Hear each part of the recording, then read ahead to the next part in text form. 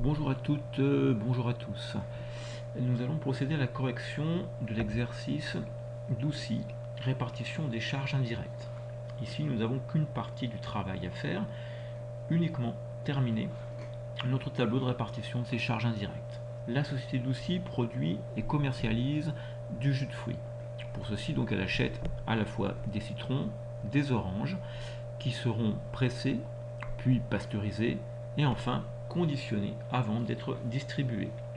Le tableau de répartition compte 7 centres, 2 centres auxiliaires, administration et entretien, et 5 centres principaux, ceux que je viens de citer. La répartition primaire a déjà été effectuée. Les charges indirectes ont été affectées à chacun des 7 centres. Maintenant, il nous reste à procéder à notre deuxième étape, la répartition secondaire, c'est-à-dire basculer les charges des centres auxiliaires sur les centres principaux, les centres clients. Et pour terminer, ceci étant fait, à partir du nombre d'unités d'œuvre de chaque centre, obtenir le coût d'achat de ceux-ci. Alors, si vous êtes prêtes et prêts, on va attaquer. Je vais commencer par m'occuper des charges du centre administration.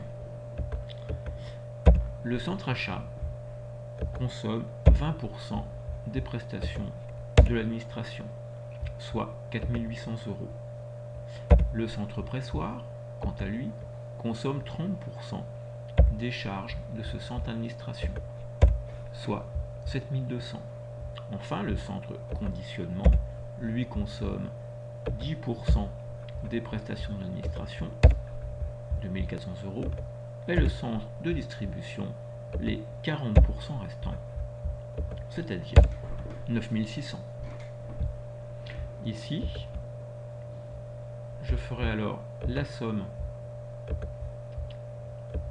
de ces 4 montants de charges, et comme nous l'avons déjà vu, je lui affecte un signe négatif de manière à bien pouvoir signifier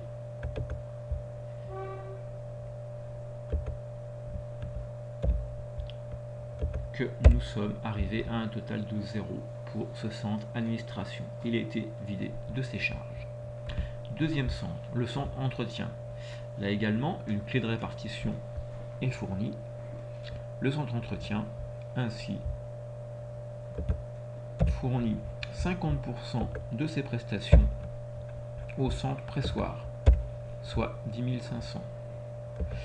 Fournit 25% de ses prestations au centre pasteurisation, soit 5 250 €. Et pour terminer, les 25 autres pourcents au centre conditionnement, soit encore 5 250 €. Comme tout à l'heure, je vais faire la somme de ces deux montants.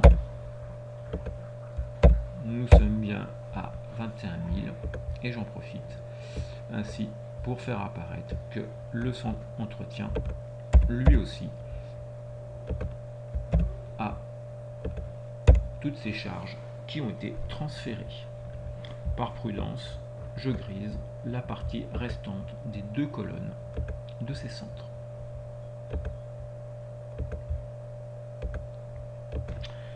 Je peux enfin procéder au calcul du total des charges indirectes des centres principaux.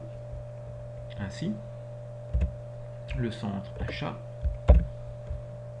se voit affecter 31 250 € de charges indirectes.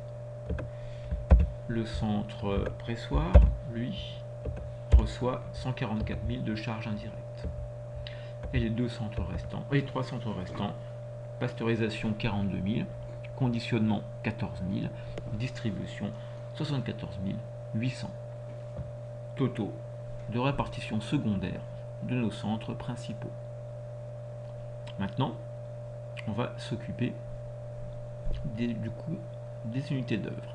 Tout d'abord, le centre achat.